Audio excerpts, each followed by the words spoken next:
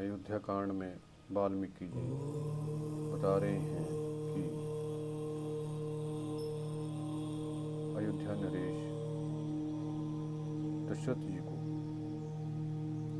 बहुत श्री राम भगवान का जैसे बताया गया कि बहुत दुख हुआ कि वो वनवास को चले गए, तो उन्हें अपना एक पुराना पाप जो उनके हाथों से अनजाने में हुआ था वो याद आया, जो कि उन्होंने श्री राम की माता को सुनाया।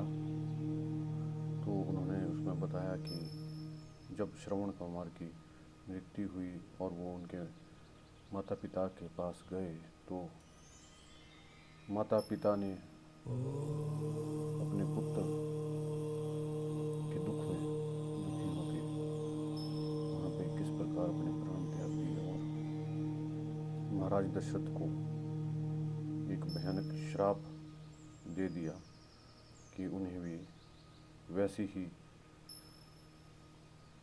प्राण लेने वाली, पुत्र वियोग में प्राण लेने वाली अवस्था प्राप्त होगी जैसे कि उन्हें हुई है। एवं शापम मयि न्यस्य विलप्य करुणा बहु चिता मारूप्य देहम तमनिथुनम स्वर्गम यात। इस प्रकार मुझे श्राप देकर वे बहुत देर तक करुणाजनक विलाप करते रहे। फिर वे दोनों पति पत्नी अपने शरीरों को जलती हुई चिता में डालकर स्वर्ग चले गए। देवी, इस प्रकार बाल स्वभाव के कारण मैंने पहले शब्द वेदी बाण मारकर और फिर उस मुनि के शरीर से बाण को खींचकर जो उसका वध रूपी पाप किया था, वह आज इस पुत्र वियोग में योग की चिंता में पड़े हुए मुझे स्वयं ही स्मरण हो आया है।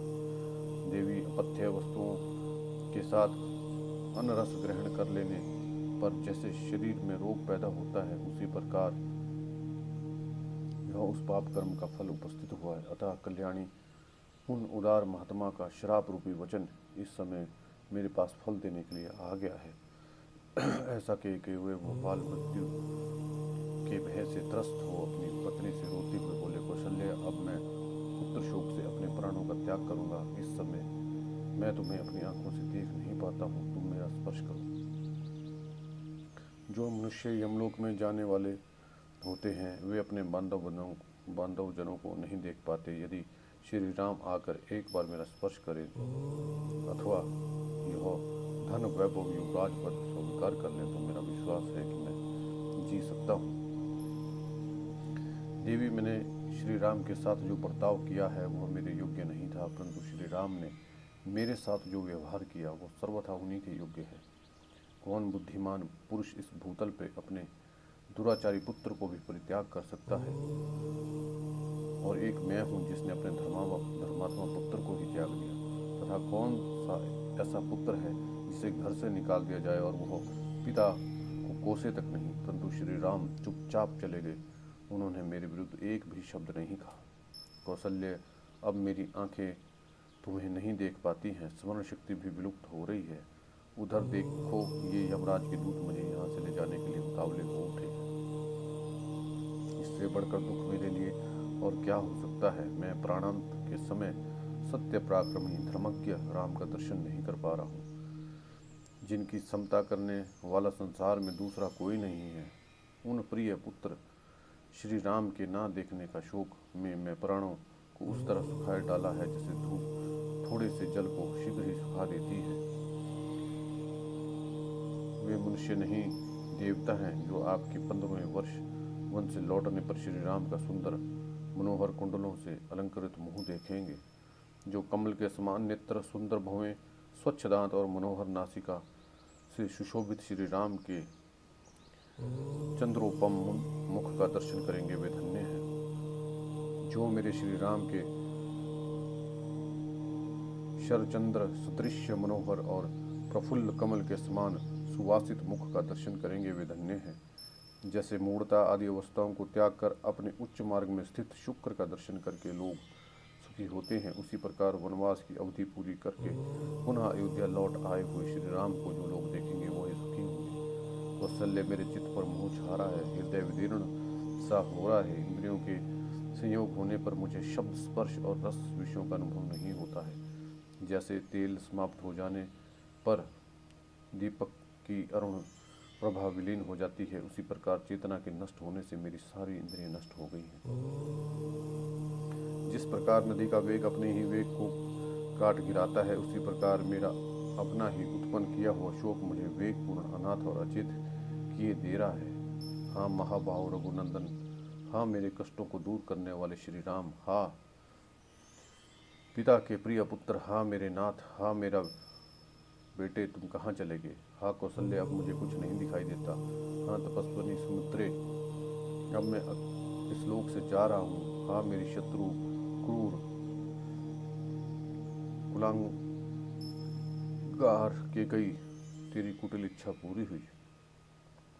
इस प्रकार श्री राम माता कौशल्या और सुमित्रा के निकट शोकपूर्ण विलाप करते हुए राजा दशरथ के जीवन का अंत हो गया। वे अपने प्रिय पुत्र के वनवास से शोकाकुल हुए। राजा दशरथ इस प्रकार दीनतापूर्ण वचन कहते हुए आधी रात बीतते बीतते अत्यंत दुख से पीड़ित हो गए, और उसी समय उन उदारदर्शी नरेश ने अपने प्राणों को त्याग दिया। अब रात्रायाम व्यतीताम प्रातरेवा परेहनि वंदिनम पर्युपाष्टि पार्थिव निवेशनम। तदनंतर रात बीतने पर दूसरे दिन सवेरे ही वंदी जन राजमहल में उपस्थित हुए। महाराजा की स्तुति करने के लिए राज में उपस्थित हुए। व्याकरण ज्ञान से सूत उत्तम रूप परम वंश परंपरा का श्रवण कराने वाले मागध और संगीत शास्त्र का अनुशीलन करने वाले गायक अपने अपने मार्ग के अनुसार पृथक पृथक यशोगान करते हुए वहां आए। उच्च स्वर से आशीर्वाद देते हुए राजा की स्तुति करने वाले उन सूत मागध आदि का शब्द राजमहलों के भीतरी भाग में फैलकर गूंजने लगा। वे स्तुतिगण स्तुति कर रहे थे, इतने में ही पाणी वादक हाथों से ताल देकर गाने वाले वहां आए और राजाओं के बीते हुए अद्भुत कर्मों का बखान करते हुए ताल गति के अनुसार तालियां बजाने लगे। उस शब्द से वृक्षों की शाखाओं पर बैठे हुए तथा राजकुल में ही विचरने वाले पिंजरों में बंद शुक आदि पक्षी जागकर चहचहाने लगे।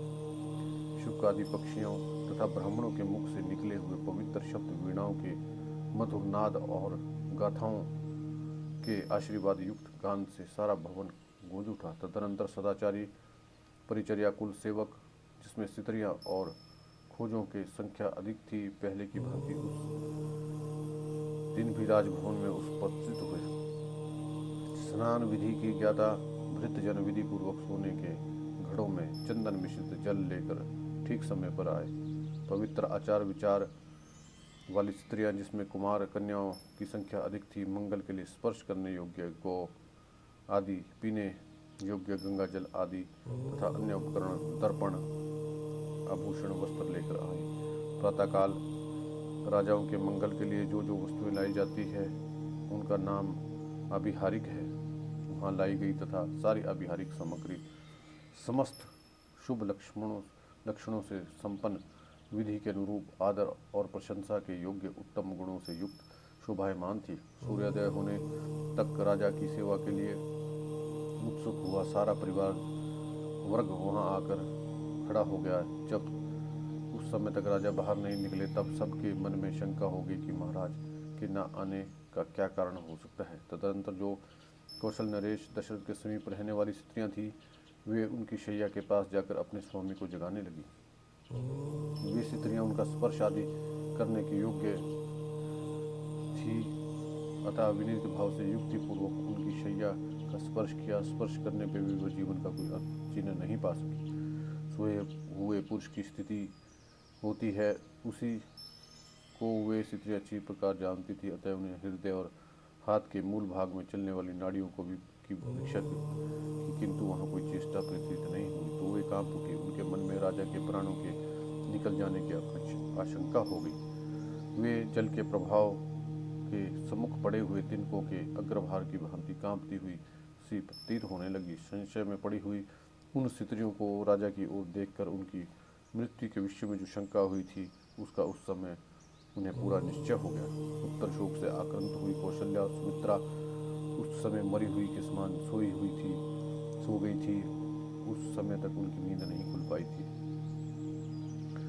सोई हुई कौशल्या श्रीहीन हो गई थी, उनके शरीर का अंग बदल गया था। वे शोक से पराजित एवं पीड़ित हो अंधकार से आच्छादित हुई तारिका के समान शोभा नहीं पा रही थी। राजा के पास कौशल्या थी, कौशल्या के समीप सुमित्रा थी। दोनों ही निद्रा मगन हो जाने के कारण शोभाहीन सी प्रतीत हो गई थी। उनके मुख पर शोक के आंसू फैले हुए थे। उस समय उन दोनों देवियों को निद्रा मगन देख अंतापुर की अन्य स्त्रियों ने समझ लिया कि सोते अवस्था में ही महाराज के प्राण निकल गए थे। फिर तो जैसे जंगल में युद्धपति गजराज के अपने वास स्थान से अन्यत्र चले जाने पर हथिया करुण चित्कार करने लगी, उसी प्रकार अंतपुर की सुंदर रानियां अत्यंत दुखी वो उच्च स्वर से आर्तनाद करने लगी। उनके रोने की आवाज़ से कौशल्या और सुमित्रा की नींद टूट गई और वे दोनों सहसा जाग उठी। कौशल्या और सुमित्रा ने राजा को देखा, उनके शरीर का स्पर्श किया और हा नाथ की पुकार मचाती हुई दोनों रानियां पृथ्वी पर गिर पड़ी। कौशल राजकुमारी कौशल्या धरती पर लौटने और छटपटाने लगी। उनका धूली धूसरित शरीर शोभाहीन दिखाई दे रहा था, मानो आकाश से छूटकर गिरी हुई कोई तारा धूल में लौट रही हो। अतः राजा दशरथ के शरीर की उष्णता शांत हो गई थी। इस प्रकार उनका शरीर शांत हो जाने पर भूमि पर अचेत पड़ी हुई कौशल्या को अंतापुर की उन सारी स्त्रियों ने मरी हुई नागिन के समान देखा। तदनंतर पीछे आई हुई महारानी, महाराज की केकई आदि सारी रानियां शोक संतप्त होकर रोने लगी और अचेत होकर गिर पड़ी। उन क्रंदन करती हुई रानियों ने वहां पहले से होने वाले प्रबल आर्तनाद को और भी बढ़ा दिया और उस बड़े हुए आर्तनाद से सारा राजमहल पुनः जोर जोर से गूंज उठा। काल धर्म को प्राप्त हुए राजा दशरथ से वह भवन डरे घबराए अत्यंत उत्सुक हुए मनुष्यों से भर गया। सब ओर रोने चिल्लाने और भयंकर शब्द होने लगा। वहां राजा के सभी बंधु बांधव शोक संताप से पीड़ित होकर जुट गए और सारा भवन तत्काल अनंत शून्य, दीन, दुखी और व्याकुल दिखाई देने लगा। उन यशस्वी भोपाल शिरोमणि को दिवंगत हुआ जान सारी पत्नियां उन्हें चारों ओर से घेर कर अत्यंत दुखी होकर जोर जोर से रोने लगी और उनकी दोनों बाहें पकड़कर अनाथ की भांति करुण विलाप करने लगी। बुझी हुई आग समुद्र, जलहीन समुद्र तथा प्रवाहहीन सूर्य की भांति शोभाहीन हुए दिवंगत राजा का शव देखकर कौशल्या के नेत्रों में आंसू भर आए। वे अनेक प्रकार से शोकाकुल हो राजा के मस्तक को गोद में ले केकई से इस प्रकार बोली, दुराचारणी क्रूर केकई, ले तेरी कामना सफल हुई। अब राजा को भी त्याग कर एकाग्रचित हो अपना अकंटक राज्य भोग। राम मुझे छोड़कर वन में चले गए और मेरा स्वामी स्वर्ग सिधारे। अब मैं दुर्गम मार्ग में मेरे साथियों से बिछुड़ कर असहाय हुई अबला की भांति जीवित नहीं रह सकती। नारी धर्म को त्याग देने वाली केकई के सिवाय संसार में दूसरी कौन सी ऐसी स्त्री होगी जो अपने आराध्य देव स्वरूप पति का त्याग करके जीना चाहेगी। जैसे कोई धन का लोभी दूसरों को विष खिला देता है, उससे होने वाले हत्या के दोषों का ध्यान नहीं देता, उसी प्रकार इस केकई ने कुब्जा के कारण रघुवंशियों के स्कूल का नाश कर डाला। केकई ने महाराज के अयोग्य कार्य में लगाकर उसके द्वारा पत्नी सहित श्री राम को वनवास दिला दिया। यह समाचार राजा जनक सुनेंगे तब मेरे ही समान उनको भी बड़ा कष्ट होगा। मैं अनाथ और विधवा हो गई, यह बात मेरे धर्मात्मा पुत्र कमल नयन श्री राम को नहीं मालूम है। वे यहाँ से जीते जी अदृश्य हो गए हैं। पति सेवारूप मनोहर तप करने वाली विधेय राजकुमारी सीता दुख भोगने के योग्य नहीं है। वो वन में दुख का अनुभव करके उद्विग्न हो उठी होगी। रात के समय भयानक शब्द करने वाले पशु पक्षियों की बोली सुनकर भयभीत हो सीता श्री राम के शरण लेंगी, उन्हीं की गोद में जा छिपेगी। जो बूढ़े हो गए हैं, कन्याएं मात्र ही जिनकी संतति, वे राजा जनक भी सीता की ही बारंबार चिंता करते हुए शोक में डूबकर अवश्य ही अपने प्राणों का त्याग कर देंगे। मैं भी आज ही मृत्यु का वर्ण करूंगी। एक प्रतिव्रता की भांति पति के शरीर का आलिंगन करके चिता की आग में प्रवेश कर जाऊंगी। पति के शरीर को हृदय से लगाकर अत्यंत दुख से आर्त हो करुण विलाप करती हुई तपस्विनी कौशल्या को राजकाज देखने वाले मंत्रियों ने दूसरी स्त्रियों द्वारा वहां से हटवा दिया। फिर उन्होंने महाराज के शरीर को तेल से भरी हुई नाव में रखकर विशिष्ट आदि की आज्ञा के अनुसार शव की रक्षा आदि सब राजकीय कार्यों की संभाल आरंभ कर दी। वे सर्वज्ञ मंत्री पुत्र के बिना राज का दाह संस्कार ना कर सके, इसलिए उनके शव की रक्षा करने लगे। जब मंत्रियों ने राजा के शव को तेल की नाव में सुलाया तब यह जानकर सारी रानियां हाय ये महाराज परलोकवासी हो गए ऐसा कहती पुनः विलाप करने लगी। उनके मुख पर नेत्रों से आंसू झर रहे थे। वे अपनी भुजाओं को ऊपर उठाकर दीन भाव से रोने और शोक संतप्त हो दयनीय विलाप करने लगी। वे बोली, हाँ महाराज, हम सत्य प्रतिज्ञा एवं सदा प्रिय बोलने वाले आपने पुत्र श्री राम से तो बिछड़ी ही थी, अब आप भी हमारा परित्याग कर रहे हैं। श्री राम से बिछुड़कर हम सब विधवाएं इस दुष्ट विचार वाली सौत के कई के समीप कैसे रह सकेंगी। जो हमारे और आपके भी रक्षक और प्रभु थे, वे मनस्वी श्री राम राजलक्ष्मी को छोड़कर वन चले गए हैं। वीरवर श्री राम और आपके भी ना रहने से हमारे ऊपर भारी संकट आ गया है, जिससे हम मोहित हो रही हैं। अब सौत के कई द्वारा तिरस्कृत हो हम वहाँ कैसे रह सकेंगे। जिसने राजा का तथा सीता सहित श्री राम और महाबली लक्ष्मण का भी परित्याग कर दिया, वह दूसरे किसका त्याग नहीं करेंगी। रघुकुल नरेश दशरथ की वे सुंदर रानियां महान शोक से ग्रस्त आंसू बहाती हुई नाना प्रकार की चेष्टाएं और विलाप कर रही थी। उनका नंद लूट गया था। महामना राजा दशरथ से हीन हुई वह अयोध्या पूरी नक्षत्रहीन रात्रि और पति विहीना नारी की भांति श्रीहीन हो गई थी। नगर के सभी मनुष्य आंसू बहा रहे थे। कुलवती स्त्रियां हाहाकार कर रही थी। चौराहे तथा घरों के द्वार सूने दिखाई देते थे। इस प्रकार वह पूरी पहले की भांति शोक नहीं पाती थी। राजा दशरथ शोक वर्ग स्वर्ग सिधारे और उनकी रानियां शोक से भूपल पर लौटते रही। इस शोक में सहसा सूर्य की किरणों का प्रचार बंद हो गया और सूर्यदेव अस्त हो गए। तत्पश्चात अंधकार का प्रचार करते हुए रात्रि उपस्थित हुई। वहां पधारे हुए सुहृदयों ने किसी भी पुत्र के बिना राजा का दाह संस्कार होना नहीं पसंद किया। अब राजा का दर्शन अचिंतनीय हो गया। यह सोचते हुए उन सब ने तेल पूर्ण कड़ाह में उनके शव को सुरक्षित रख दिया। सूर्य के बिना प्रभाहीन आकाश और नक्षत्रों के बिना शोभाहीन रात्रि की भांति अयोध्या पूरी महात्मा राजा दर्शत से रहित हो श्रीहीन प्रतीत हो रही थी। उसकी सड़कों और चौराहों पर आंसुओं के अवरुद्ध कंठ वाले मनुष्यों की भीड़ एकत्रित हो गई थी। झुंड के झुंड स्त्री और पुरुष एक साथ खड़े हो भरत माता कैकेयी की निंदा करने लगे। उसी समय महाराजा की मृत्यु से अयोध्यापुरी में रहने वाले सभी लोग शोकाकुल हो रहे थे। कोई भी शांति नहीं पाता था। अयोध्या में लोगों की वह रात रोते कलपते ही बीती। उसमें आनंद का नाम नहीं था। आंसुओं से सब लोगों के कंठ भरे हुए थे। दुख के कारण वह रात सबको बड़ी लंबी प्रतीत होती थी। जब रात बीत गई और सूर्योदय हुआ तब राजा का प्रबंध करने वाले ब्राह्मण लोग एकत्र दरबार में आए। मार्कंडेय, मर्दल्य, वामदेव, कश्यप, कात्यायन, गौतम, महायशस्वी, जाबली, ये सभी ब्राह्मण श्रेष्ठ राजपुरोहित विशिष्ट जी के सामने बैठकर मंत्रियों के साथ अपनी अलग अलग राय देने लगे। वे बोले, पुत्र शोक से इन महाराज के स्वर्गवासी होने के कारण यह रात बड़े दुख से बीती, जो हमारे लिए 100 वर्षों के समान प्रतीत हुई थी। महाराजा दशरथ स्वर्ग सिधारे श्री राम चंद्र जी वन में रहने लगे और तेजस्वी लक्ष्मण भी श्री राम के साथ ही चले गए। शत्रुओं को संताप देने वाले दोनों भाई भरत और शत्रुघ्न कई देश के रमणीय राजगृह में नाना के घर में निवास करते हैं। इक्ष्वाकुवंशी राजकुमारों में से किसी को आज ही यहाँ का राजा बनाया जाए, क्योंकि राजा के बिना हमारे इस राज्य का नाश हो जाएगा। जहाँ कोई राजा नहीं होता, ऐसे जनपद में विद्युन मालाओं से अलंकृत महान गर्जन करने वाला मेघ पृथ्वी पर दिव्य जल की वर्षा नहीं करता है।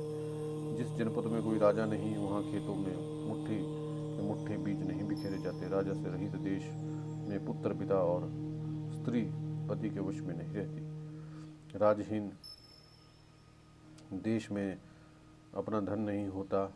बिना राजा के राज्य में पत्नी भी अपनी नहीं रह पाती है। राजा रहित देश में महान भय बना रहता है। बिना राजा के राज्य में मनुष्य कोई पंचायत भवन नहीं बनवाते, रमणीय उद्यान का भी निर्माण नहीं करते तथा हर्ष और उत्साह के साथ पुण्य गृह आदि भी नहीं बनाते। जहाँ कोई राजा नहीं, उस जनपद में स्वभावतः यज्ञ करने वाले द्विज और कठोर व्रत का पालन करने वाले जितेंद्रिय ब्राह्मण उन बड़े बड़े यज्ञों का अनुष्ठान नहीं करते जिसमें सभी ऋत्विज और यजमान होते हैं। राजा रहित जनपद में कदापि महायज्ञों का आरंभ तो हो भी तो उसमें धन संपन्न ब्राह्मण भी ऋत्विजों को पर्याप्त दक्षिणा नहीं देते। अराजक देश में राष्ट्र को उन्नतशील बनाने वाले उत्सव जिनमें नट और नर्तकी हर्ष में भरकर अपनी कला का प्रदर्शन करते हैं बढ़ने नहीं पाते तथा दूसरे राष्ट्रहित संग भी नहीं पनपते पाते। बिना राजा के राज्य में वादी और प्रतिवादी के विवाद का संतोषजनक निपटारा नहीं हो पाता तथा व्यापारियों को लाभ नहीं होता। कथा सुनने की इच्छा वाले लोग कथावाचक पौराणिकों की कथाओं से प्रसन्न नहीं होते। राजा रहित जनपद में सोने के आभूषणों से विभूषित हुई राजकुमारियां एक साथ मिलकर संध्या के समय उद्यानों में क्रीड़ा करने के लिए नहीं आती। बिना राजा के राज्य में धनी लोग सुरक्षित नहीं रह पाते और कृषि और गौरक्षा से जीवन निर्वाह करने वाले वैश्य भी दरवाजा खोलकर नहीं सो पाते हैं। राजा से रहित जनपद में कामी मनुष्य नारियों के साथ शीघ्रगामी वाहनों द्वारा वन विहार के लिए नहीं निकलते हैं। जहाँ कोई राजा नहीं होता उस जनपद में 60 वर्ष के दंतार हाथी घंटे बांधकर सड़कों पर नहीं घूमते हैं। बिना राजा के राज्य में धनुर्विद्या के अभ्यास काल में निरंतर लक्ष्य की ओर बाण चलाने वाले वीरों की प्रत्यंचा तथा करताल का शब्द नहीं सुनाई देता है। राजा से रहित जनपद में दूर जाकर व्यापार करने वाले वणिक बेचने की बहुत सी वस्तुएं साथ लेकर कुशल पूर्वक मार्ग तय नहीं कर सकते। जहाँ कोई राजा नहीं होता उस जनपद में जहाँ संध्या हो वहीं डेरा डाल देने वाला तथा अंतःकरण के द्वारा परमात्मा का ध्यान करने वाला अकेला ही विचरने वाला जितेंद्र मुनि नहीं घूमता फिरता, क्योंकि उसे कोई भोजन देने वाला नहीं होता है। अराजक देश में लोगों को अपर्याप्त वस्तु की प्राप्ति और प्राप्त वस्तु की रक्षा नहीं होती। राजा के ना रहने पर सेना भी युद्ध में शत्रुओं का सामना नहीं करती। बिना राजा के राज्य में लोग वस्त्राभूषणों से विभूषित हो हृष्टपुष्ट उत्तम घोड़ों और रथों द्वारा सहसा यात्रा नहीं करते, क्योंकि उन्हें लुटेरों का भय बना रहता है। राजा से रहित राज्य में शास्त्रों के विशिष्ट विद्वान मनुष्य वनों और उपवनों में शास्त्रों की व्याख्या करते हुए नहीं ठहर पाते। जहाँ अराजकता फैल जाती है उस जनपद में मनुष्य मन को वश में रखने वाले लोग देवताओं की पूजा के लिए फूल मिठाई दक्षिणा की व्यवस्था नहीं करते हैं। जिस जनपद में कोई राजा नहीं होता वहाँ चंदन और अगुल का लेप लगाए हुए राजकुमार बसंत ऋतु के खिले हुए वृक्षों की भांति शोभा पाते हैं। जैसे जल के बिना नदियाँ, घास के बिना वन और ग्वालों के बिना गौओं में शोभा नहीं होती, उसी प्रकार राजा के बिना राज्य की शोभा नहीं पाता। जैसे ध्वज रथ का ज्ञान कराता है और धूम अग्नि का बोध होता है, उसी प्रकार राजकाज देखने वाले हम लोग अधिकार को प्रकाशित करने वाले जो महाराज थे वे यहाँ से देवलोक को चले गए। राजा के ना रहने पर राज्य में किसी भी मनुष्य की कोई भी वस्तु अपनी नहीं रह जाती। जैसे मत्स्य एक दूसरे को खा जाती है, उसी प्रकार अराजक देश के लोग सदा एक दूसरे को खाते, लूटते और घसोटते रहते हैं। जो वेद शास्त्रों की और अपनी अपनी जाति के नियमित वर्णाश्रम की मर्यादा को भंग करने वाले नास्तिक और मनुष्य पहले राजदंड से पीड़ित होकर दबे रहते थे, वे भी अब राजा के ना रहने से निशंक होकर अपना प्रभुत्व प्रकट करेंगे। जैसे दृष्टि सदा ही शरीर के हित में प्रवृत्त रहती है, उसी प्रकार राजा राज्य के भीतर सत्य और धर्म का प्रवर्तक होता है। राजा के सत्य और धर्म है, राजा ही कुलवानों का कुल है, राजा ही माता और पिता है और राजा ही मनुष्य को हित करने वाला है। राजा अपने महान चरित्र के द्वारा यम, कुबेर, इंद्र और महाबली वरुण से भी बढ़ जाते हैं। यमराज केवल दंड देते हैं, कुबेर केवल धन देते हैं, इंद्र केवल पालन करते हैं और वरुण केवल सदाचार में नियंत्रित करते हैं। परंतु एक श्रेष्ठ राजा में चारों गुण मौजूद होते हैं, अतः वह इनसे बढ़कर है। यदि संसार में भले बुरे का विभाग करने वाले राजा ना हो तो सारा जगत अंधकार से आच्छन्न सा हो जाए, कुछ भी ना सूझ पड़े।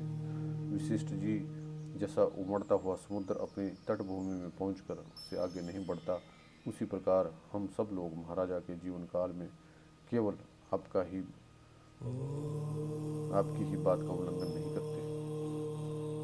अतः विप्रवर इस समय हमारे व्यवहार को देख तथा राजा के अभाव में जंगल बने हुए इस देश पर दृष्टिपात करके आप ही किसी इक्ष्वाकु वंशी राजकुमार तथा किसी योग्य पुरुष को राजा के पद पर अभिषिक्त कर दीजिए। मार्कंडेय आदि के ऐसे वचन सुनकर महर्षि वशिष्ठ ने मित्रों, मंत्रियों तथा उन समस्त ब्राह्मणों को इस प्रकार उत्तर दिया। राजा दशरथ ने जिनको राज्य दिया, वे भरत इस समय अपने भाई शत्रुघ्न के साथ मामा के यहाँ बड़े सुख और प्रसन्नता के साथ निवास करते हैं। उन दोनों वीर बंधुओं को बुलाने के लिए शीघ्र ही तेज चलने वाले दूत घोड़ों पर सवार होकर यहाँ से जाएं, इसके सिवा हम लोग क्या विचार कर सकते हैं। इस पर वशिष्ठ जी ने कहा, हाँ, दूत अवश्य भेजे जाएंगे। उनका यह कथन सुनकर वशिष्ठ जी ने दूतों को संबोधित करके कहा, सिद्धार्थ, विजय, जयंत, अशोक और नंदन, तुम सब यहाँ से जाओ और जो तुम्हें जो काम करना है उसे सुनो। मैं तुम लोगों से ये कहता हूँ, तुम लोग शीघ्रगामी घोड़ों पर सवार होकर तुरंत ही राजगृह नगर को जाओ और शोक का भावना प्रकट करते हुए मेरी आज्ञा के अनुसार भरत के इस प्रकार कहो, कुमार पुरोहित जी तथा समस्त मंत्रियों ने आपसे कुशल मंगल कहा है और यहाँ से शीघ्र ही चलिए। अयोध्या में आपको अत्यंत आवश्यक कार्य है। भरत को श्री राम के वनवास और पिता की मृत्यु का हाल मत बताना और इन परिस्थितियों के कारण रघुवंशियों के यहाँ जो कोहराम मचा हुआ है इसकी चर्चा ना करना।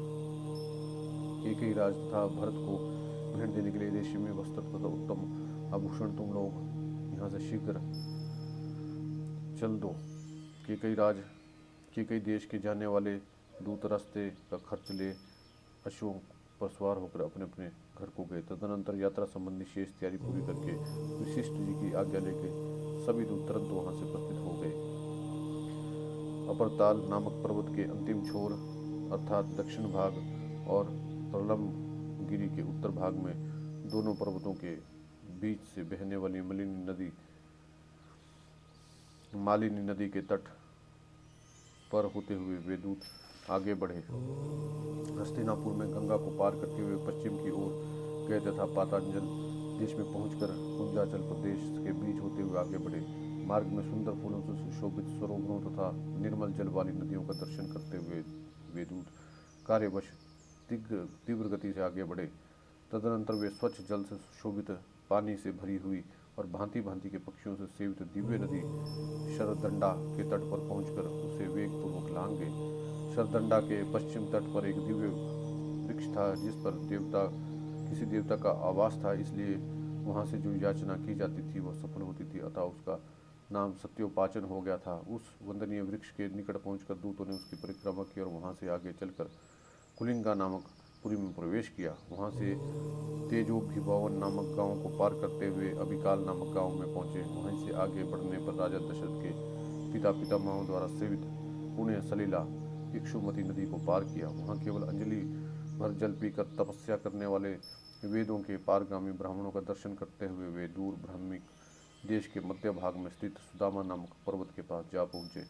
उस पर्वत के शिखर में स्थित भगवान विष्णु के चरण चिन्हों का दर्शन करके वे विपाशा व्यास नदी के और उसके तटवर्ती शलमली वृक्ष के निकट गए। वहां से आगे बढ़ते हुए बहुत सी नदियां, बावड़ियां, पोखरों, छोटे तालाब, सरोवरों और भांति भांति के वन जंतु, सिंह, व्याघ्र, मृग, हाथियों का दर्शन करते हुए दूत अत्यंत विशाल मार्ग द्वारा आगे बढ़ने लगे। वे अपने स्वामी की आज्ञा का शीघ्र पालन करने की इच्छा रखते थे। उन दूतों के वाहन चलते चलते थक गए। वे मार्ग बड़ी दूर होने पर उपद्रव से रहित था, उसे तय करके सारे दूत शीघ्र ही बिना किसी कष्ट के श्रेष्ठ नगर गिरिव्रज में जा पहुँचे।